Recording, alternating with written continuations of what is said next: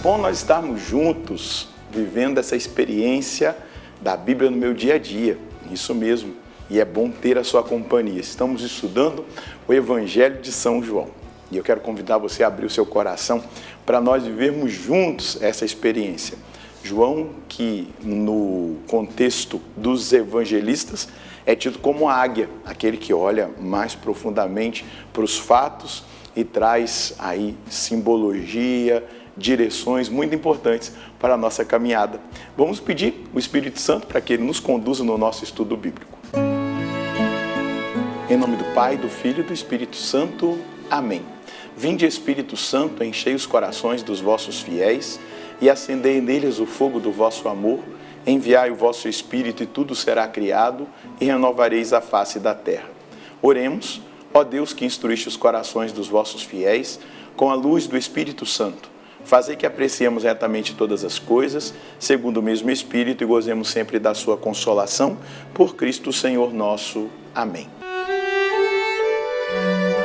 Quero convidar você a pegar a sua palavra, a sua Bíblia, o seu caderno, para nós iniciarmos um novo capítulo do Evangelho de São João.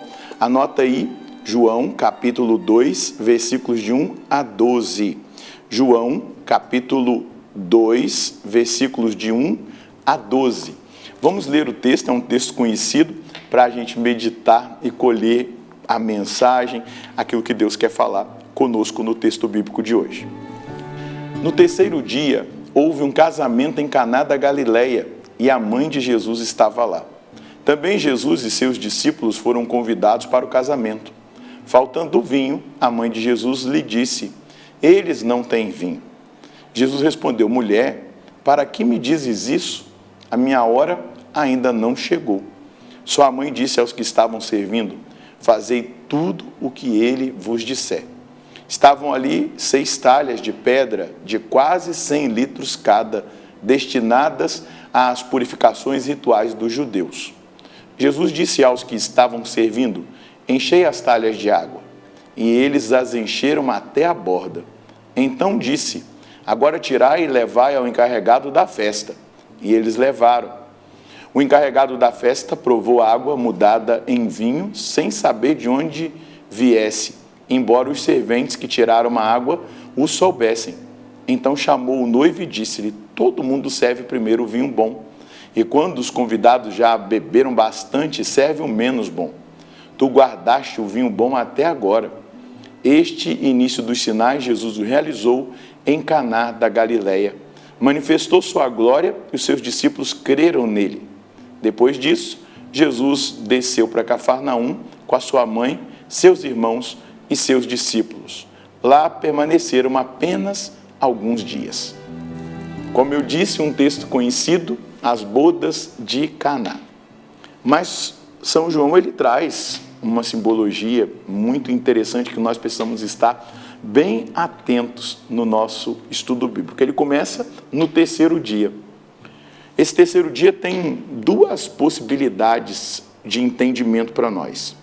É o 7º dia da semana inicial do ministério de Jesus, a criação que é concluída em 7 dias, e então agora o 7º dia do ministério público de Jesus começa então a ser transformada e renovada no terceiro dia.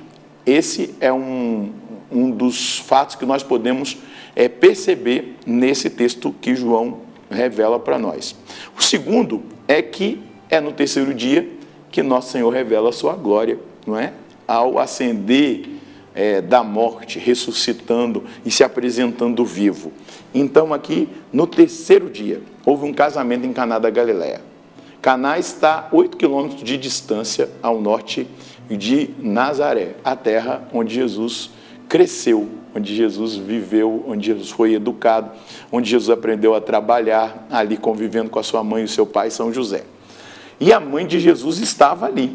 Então a mãe de Jesus estava no casamento em Caná. Também Jesus e seus discípulos foram convidados para o casamento.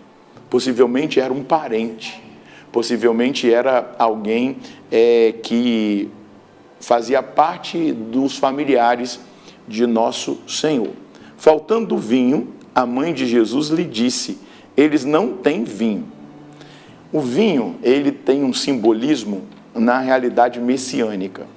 Vai falar que nos tempos do Messias, o vinho será abundante. Porque as bodas do Cordeiro, o Cordeiro de Deus, que vem habitar no meio de nós, eles não têm vinho. Possivelmente, como nós já dissemos, eu já disse, era um casamento de um parente. Porque a Virgem Maria tinha acesso a esse detalhe. Ela estava atenta a esse detalhe. Faltava vinho. E aí Jesus lhe respondeu: o que há entre mim e ti, ó mulher? A minha hora ainda não chegou.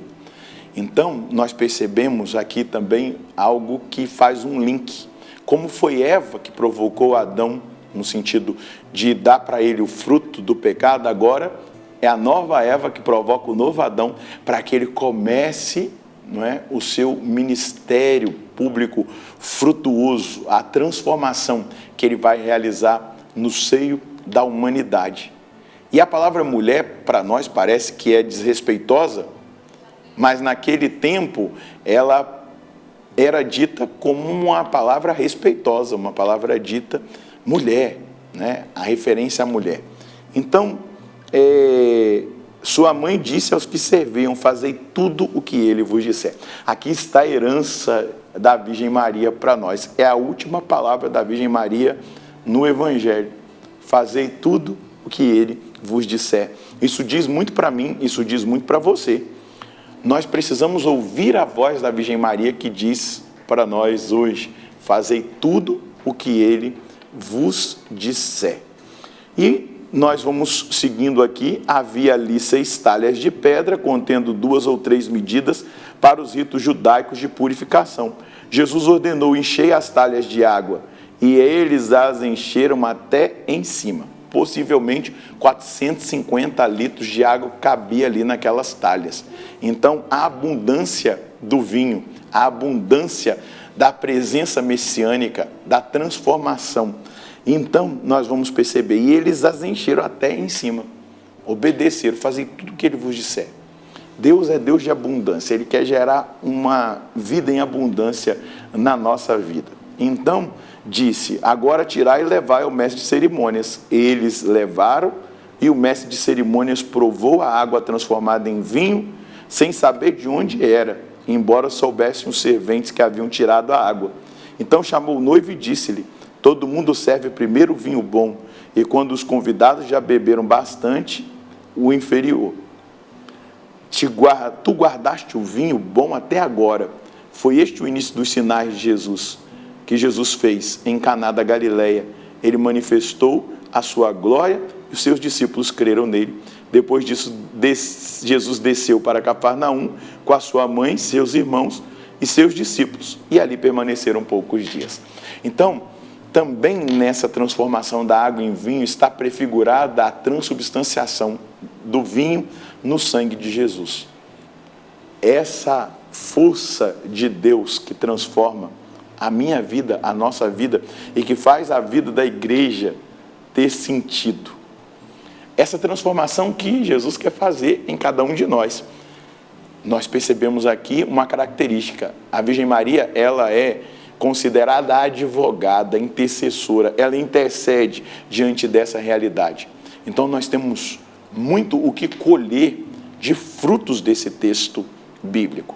Nós precisamos perceber a condução de Deus para a nossa vida, para a nossa caminhada. Deus quer nos conduzir, Deus quer nos levar a uma experiência profunda, principalmente nesse contato com Jesus, o Messias, aquele que se apresenta, aquele que realiza sinais, aquele que tem a adesão de fé dos seus discípulos e daqueles que ali tocaram no milagre da transformação da água em vinho.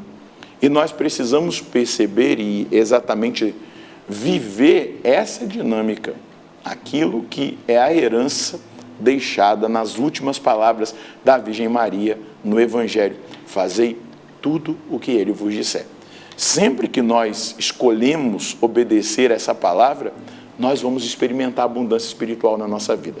Mesmo que seja custoso fazer o que Jesus diz, obedecer os mandamentos, viver os ensinamentos da lei de nosso Senhor, mesmo que exija de nós um posicionamento, uma conversão, uma vivência mais radical de vida, um abandono de coisas que poderiam ser até lícitas, mas que não faziam bem e não fazem bem para a nossa alma. Então é preciso que nós vivamos essa realidade, esse chamado de Deus para a nossa vida. Fazei tudo o que Ele vos disser. É aí que a Virgem Maria nos coloca nesse contexto que hoje nós precisamos colher como mensagem de Deus. Qual é a mensagem de Deus que eu quero colher hoje a partir do Evangelho que nós acabamos de meditar? Então eu coloco aqui a palavra da Virgem Maria: fazei tudo o que Ele vos disser. Essa é a minha decisão, pois assim fazendo, serei obediente a nosso Senhor e colherei os frutos de salvação que Ele tem reservado para mim. Viver na abundância de Deus é ser totalmente submisso a Ele. Aí está a alegria verdadeira, ser de Deus e fazer tudo o que Ele disser. Na parte prática que nós precisamos colher do estudo bíblico de hoje, é exatamente isso: obedecer às leis de Deus, os mandamentos, a doutrina da igreja. Isso nos dará a graça de viver a abundância espiritual, mas também a alegria que permanece e que nos acompanha a partir dessa decisão. Então, escolha obedecer. Vamos rezar? Senhor, nós queremos agradecer em primeiro lugar por nos ter dado a sua mãe como nossa mãe, e ela é uma intercessora fiel. Ela é alguém que advoga as nossas causas. E muitos de nós estamos precisando dessa advogada em causas muito próprias e necessárias da nossa caminhada, do nosso dia a dia. Então nós queremos pedir a intercessão da Virgem Maria hoje por cada necessidade de cada um desses filhos e dessas filhas que estão nesse momento fazendo o estudo bíblico conosco.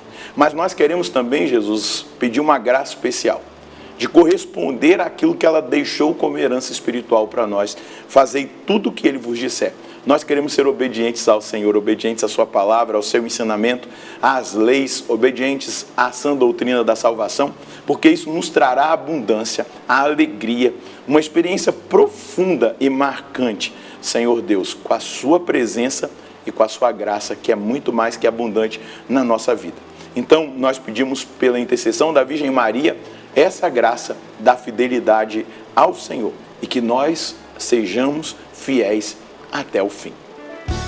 Esse é o desejo de Deus para mim, esse é o desejo de Deus para você. Fidelidade. Fidelidade até o fim. Fidelidade a essa herança que deixou-nos a Virgem Maria no Evangelho. Fazei tudo o que Ele vos disser. Deus abençoe você, a sua família. Nós nos encontraremos no próximo programa, se Deus quiser, no nome do Pai, do Filho e do Espírito Santo. Amém.